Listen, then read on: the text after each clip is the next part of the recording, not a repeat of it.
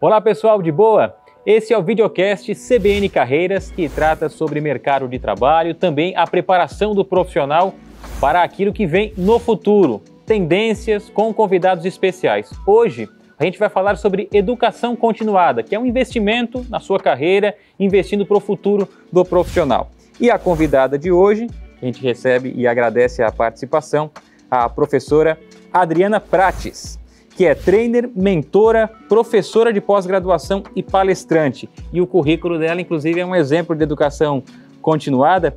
Ela tem mestrado, que está ainda concluindo em negócios e empreendedorismo pela Fundação Brito da Espanha.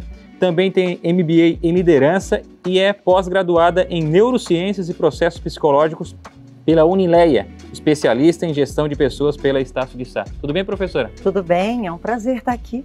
Um exemplo de educação continuada. E agora, conceitualmente, o que é a educação continuada e a importância disso para o profissional hoje em dia?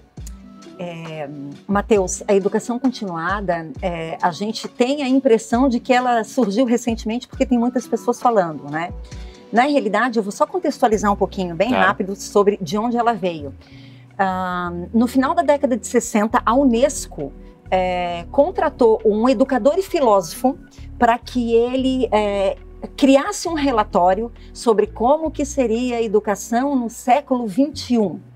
Resultado disso, lifelong learning, ou seja, educação continuada. Em outras palavras, existe uma expressão na educação continuada que eu acho que vai trazer o conceito de forma mais clara, que é o seguinte: não é tarde para começar e não é cedo para terminar. Ou seja, qualquer aprendizado que você fizer desde o formal, né? Então, ensino médio, graduação, pós-graduação, mestrado, doutorado, enfim, até o informal, que é podcast, isso, né? Aqui é uma isso aqui faz parte da educação continuada, né? Então, podcast, leitura de livros, artigos, a prática no ambiente de trabalho, fora do ambiente de trabalho, a habilidade, né? As skills que você acaba absorvendo, ou praticando, ou criando, ou desenvolvendo, tudo isso entra dentro do arcabouço da educação continuada. No meio acadêmico existia e ainda existe, né, o formato tradicional, graduação, depois vem a pós-graduação, mestrado, um doutorado, um pós-doutorado, mas no mercado de trabalho, às vezes, outros formatos também se encaixam nisso, né? E aí entra o dia a dia, como a professora estava explicando? Sim, para você ter ideia, muitos recrutadores, né, de pessoas, eles, às vezes, assim, dependendo da área, dependendo do segmento de atuação, você pode ter apenas uma graduação. Só que, se neste processo seletivo você comprovar que você tem skills, né, ou habilidades de negociação para aquela área em questão, né, habilidades de oratória ou outras habilidades que sejam pertinentes para aquela vaga naquele momento, você comprovando através da sua verbalização ou de projetos que você participou, onde você pôde atuar dessa forma e comprovar que você teve esses skills, você não precisa formalizar com certificados ou coisas parecidas. Pelo contrário, você vai estar contratado, né? Se essa for a questão, se essa for a vaga e se essa for a pertinência para essa vaga. Por um outro lado, Matheus, há ocasiões em que não basta a graduação, né? Então precisa de graduação, pós-graduação, mestrado, doutorado e, por muitas vezes, pós-doutorado. Então, aquela máxima da graduação, para quem está iniciando no mercado de trabalho, em algumas funções específicas, não é mais suficiente? Em algumas funções específicas não é mais o suficiente. Porque assim, Matheus, tudo muda muito rápido. Para você ter ideia, segundo o Fórum Econômico Mundial, até o ano 2000, nós levávamos, né, quando você fazia, por exemplo, uma graduação, tá? Ou quando você fazia um curso técnico, né? Sim. Até o ano 2000, aquilo ali, ele tinha, vamos imaginar o seguinte, até 15 anos de validade. Hoje, nós temos para o mercado de trabalho 3 anos de validade apenas. Ou seja, não é o suficiente aquilo que você fez mais, né? E a tendência é diminuir cada vez mais? Já virou obsoleto. A tendência é diminuir cada vez mais. Então, se hoje é 3 anos, o teu prazo de validade, daqui a pouco vai ser 2 anos, 1 ano. Por isso, essa educação continuada, né? Por isso, estar antenado, estudando, se aprimorando de forma contínua. Isso tem que colocar na rotina do profissional, né? E agora, falando do profissional em si, ou do mundo corporativo, às vezes faz parte da empresa indicar esses cursos e promover a educação continuada aos colaboradores, ou às vezes é o caminho individual, porque também tem a questão do tempo, né? Sim. O colaborador tem funções, ao mesmo tempo ele tem que se aperfeiçoar. Sim. E como ligar tudo isso? Pois nós temos aqui 2 vertentes. Tem empresas que realmente elas auxiliam este profissional na educação continuada, mas tem empresas que não. Elas já querem o profissional pronto, né? Então, a sua maioria quer o profissional pronto. E vai se diferenciar e vai ter uma vantagem competitiva sobre, né, o seu concorrente, aquele profissional que já vier pronto, aquele profissional que já souber exatamente qual é a sua trajetória na educação continuada. Por exemplo, se eu entro numa área comercial, né? Sim. Então, assim, tantas empresas têm área comercial. Então, se eu entro na área comercial, eu tenho que chegar já pronto com técnicas de venda, com fechamento de vendas, com negociação, com persuasão, com gatilhos mentais, né? Então, eu já tenho que ter todo esse arcabouço. E a empresa vai apenas complementar. Ou seja, o que se entende hoje? Que se entende hoje que é o seguinte, é mais responsabilidade do profissional do que da própria empresa, né? Essa questão de se comprometer, né, com a educação continuada. E por onde começar? Aquele profissional que está ingressando no mercado de trabalho já está entendendo o que ele vai encontrar. Agora, por onde ele começa, né? Se é já no mercado de trabalho, se é antes, como funciona? A primeira coisa que ele tem que ter muito claro é aonde eu quero ir, né? Então, assim, ele primeiro tem que saber aonde ele está. Onde que eu estou? Eu estou neste momento, por exemplo, inicial da minha carreira, quero entrar em empresas na função tal ou na área tal, e o meu objetivo é chegar a diretor de empresas nesse segmento. Traçou o caminho. Ele traçou o caminho, né? Então, ele tem um mapa. Tendo um mapa, aí ele vai selecionar, né? É como se você fizesse uma análise SWOT de você. O que seria, né, para quem está nos ouvindo, análise SWOT? Pontos fortes, pontos fracos, oportunidades e ameaças. Ele vai se concentrar no quê? O que eu tenho hoje de skills, ou seja, de habilidades técnicas e habilidades comportamentais para chegar aonde eu tracei. Eu tenho isso. O que falta? Falta mais isso. Ok, então por onde eu começo? Né? Eu começo por essas que faltam. E assim, consecutivamente. Hoje existe algum setor, ou pelo menos caminho na indústria, enfim, independente do setor de trabalho, que exige cada vez mais a educação continuada, ou é praxe para qualquer setor? Olha, inclusive para aqueles que não sabem que tem que exigir, é praxe. Então, assim, a gente tem vários setores conservadores, né? Só que, assim, esses setores conservadores, eles têm prazo de validade. Quando a gente veio com as fotos digitais, a Kodak, que não se antenou para isso, né, que era uma referência, ela infelizmente acabou falindo, né? Então, assim, a gente tem muitas empresas e muitos empreendedores desta forma hoje no mercado. Eles não exigem muito dos profissionais que estão contratando, só que o mercado vai exigir deles e aí eles vão apertar os profissionais que eles estão contratando. Entende? E quando a gente fala em criatividade e inovação, que muitas empresas exigem e até cobram, né? Porque em alguns setores é essencial. A educação continuada pode ajudar nisso? A educação continuada, ela vai ajudar com 100% de certeza, eu diria. Por quê? Porque imagina o seguinte, as pessoas que estão nos ouvindo hoje, elas têm um nível de conhecimento acerca da educação continuada. quando chegar no final deste podcast, as pessoas que estão nos ouvindo, elas terão um outro nível de conhecimento acerca da educação continuada.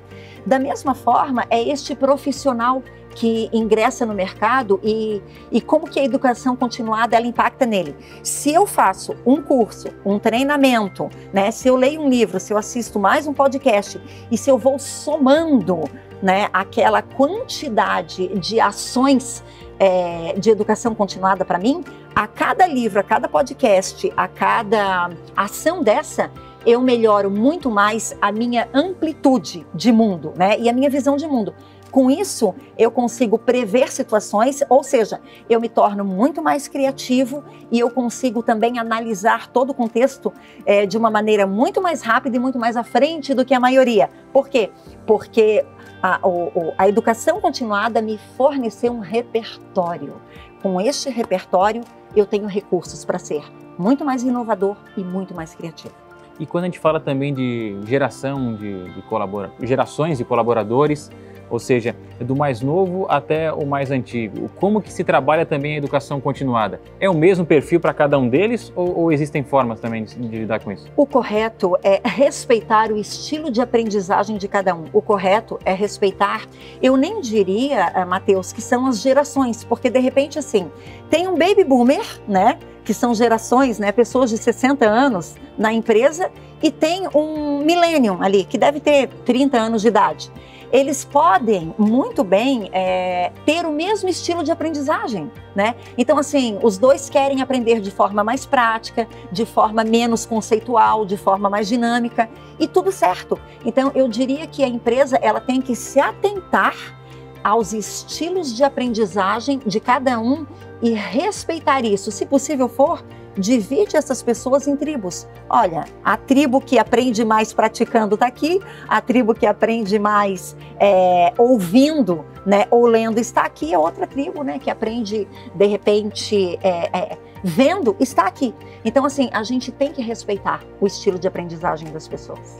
E quando a gente fala também de análise de perfil comportamental, enfim, esse pode ser um indicativo também de caminho para a educação continuada. Às vezes dentro de uma empresa é feita uma análise para saber o caminho a seguir na sequência ou é feito depois de iniciar? Como que também a gente pode enquadrar tudo isso? O ideal, as empresas que dispõem disso é no momento da contratação. Né? Antes de qualquer coisa. Antes de qualquer coisa. Por quê? Porque daí já tem um raio-x daquele profissional. E não perde tempo também. Não perde tempo e vai alocar, né, todos os recursos da empresa e do próprio profissional de uma forma que converge, né, bastante convergente. Então, assim, vai ser eficaz. Agora, empresas que não têm essa possibilidade, porque às vezes você contrata, você tem que pagar, né, às vezes, analistas comportamentais para aplicar se a empresa não tem esses testes de perfil comportamental. Tem como a empresa também ela aplicar outros tipos de testes que estejam relacionados a padrões de comportamento daquele profissional. E com isso, ela também vai ter um raio-x desse profissional, né? E é uma coisa que pode fazer sem custos, a gente tem muito acesso hoje na internet. Era justamente essa a linha da outra pergunta, porque o acesso à educação continuada hoje está infinitamente mais fácil do que, por exemplo, 10 anos atrás? Ou as opções aumentaram? Como que também a professora analisa esse cenário? Ele está tão fácil e tão abundante que a maioria se perde, né? Então, assim, pode ser um tiro no pé. Porque, assim, tem instituições que têm muitos cursos gratuitos, tem instituições, tem a internet, né? Então, assim, tudo que a gente tem à nossa disposição é um leque muito grande de opções. E isso realmente faz com que a gente fique meio perdido. Para você ter uma ideia, Matheus, segundo a neurociência, nós ficamos distraídos em torno de 325 mil vezes por dia. Né?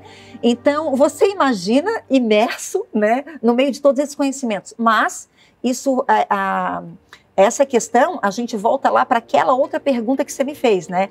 Por onde começar? Define um objetivo claro e uma rota. Aí as chances de você focar e se perder menos, né, nesse mundo de informações vai ser muito melhor e muito maior. Até pelas opções ainda, os cursos online, existe um diferencial ainda do presencial e do online, quando a gente fala em educação continuada, uma preferência ou não, vai do perfil também? Existe preferências, não existe diferencial, né? Assim, se você fosse perguntar para mim, professora, quais são as eficazes, né? Os presenciais, depende, vai depender do método de ensino que aquele curso estiver propondo, né? E também vai depender muito, assim, Matheus, do gosto, né, da pessoa e do estilo de aprendizagem. Tem gente que não funciona aprender online. Não funciona, simplesmente não funciona. Então, para essas pessoas, elas vão ter um retorno muito maior se elas estiverem num presencial. Mas tudo depende da metodologia, entende? Vai do perfil também de cada pessoa, né? Muito, né? O perfil ele é um conjunto de gosto, né? De estilo, de preferências e de interesses. Então... E agora, para quem ainda, voltando àquele profissional que está começando no mercado e sabe que a educação continuada, depois de acompanhar todo o videocast até aqui, é importantíssimo, né? Então, ele vai ter que trabalhar nessa área. Ele tem que buscar o gestor dele, no caso, no mundo corporativo, ele vai ter que ir atrás desse caminho, é iniciativa própria. Qual que é o indicativo para esse profissional? Seria o seguinte, se ele está dentro de uma empresa, ele precisa saber o que a empresa espera dele. Mas vamos ter um cuidado aqui, Matheus.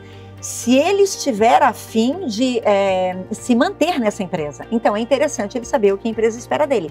Se ele está ali apenas para pagar o boleto, como é o caso de muitos profissionais que a gente conhece, e isso existe mesmo, né? É uma necessidade e é uma tendência também. Ele não tem que perguntar para o seu gestor, pelo contrário, ele tem que olhar para a rota dele, onde estou e onde eu quero chegar. Opa, se eu quero chegar lá, eu vou traçar o meu caminho. Se eu quero crescer dentro dessa empresa, a primeira coisa que eu faço, pergunto para o meu gestor, vou lá e peço um feedback e pergunto assim, o que você, né, ou o que a empresa espera de mim? Porque a resposta do gestor, ela vai trazer um diagnóstico realmente do que espera do profissional e de como que ele vai traçar os próximos passos para a educação continuada dele. Mas isso tem que vir, na maioria das vezes, do profissional. Já foi o tempo em que a gente responsabiliza a empresa, ou responsabiliza o chefe, ou responsabiliza outros, né, atores pelo nosso autodesenvolvimento. Não existe mais tempo para isso, entende, Matheus? Então, tudo muda muito rápido. Enquanto eu penso em fazer, tem outros que já fizeram. Professora, para encerrar o nosso papo aqui, se pudesse resumir toda a entrevista em poucas palavras sobre educação continuada. A gente retoma a partir daqui a importância e o caminho inicial. A importância é uma questão de sobrevivência. Então, imagina o seguinte, você faz a seguinte pergunta, quero sobreviver? Se você quer, não existe outro caminho que não seja a educação continuada. E quais são os passos? Defina exatamente aonde você quer chegar. E a partir desse primeiro passo, você faça um checklist de tudo que você precisa desenvolver em termos de habilidades, né, em educação formal ou em educação informal. E a partir daí, faça um plano, mas um plano factível, né? Um plano em que você veja um plano grande, mas subdivida esse plano como se ele fosse uma pizza em 6 a 12 fatias. E aí você vai abraçando, abarcanhando, ou seja, né, executando cada fatia desta grande pizza. Quando você vê, você chegou no final da 12ª fatia gigante e você já está onde deveria estar. Mas ali você traça um novo plano e começa tudo de novo. Que não pode parar, né? Não pode Também parar. É outra dica. É essa a dica. Professora, muito obrigado pela companhia. Até uma próxima oportunidade. Eu agradeço a você e aos seus espectadores, ok? Muito obrigado, Obrigada professora também. Adriana Prats. E obrigado a você que nos acompanhou aqui no videocast CBN Carreiras. Continue ligado no YouTube da CBN Floripa. Daqui a pouco tem o próximo episódio.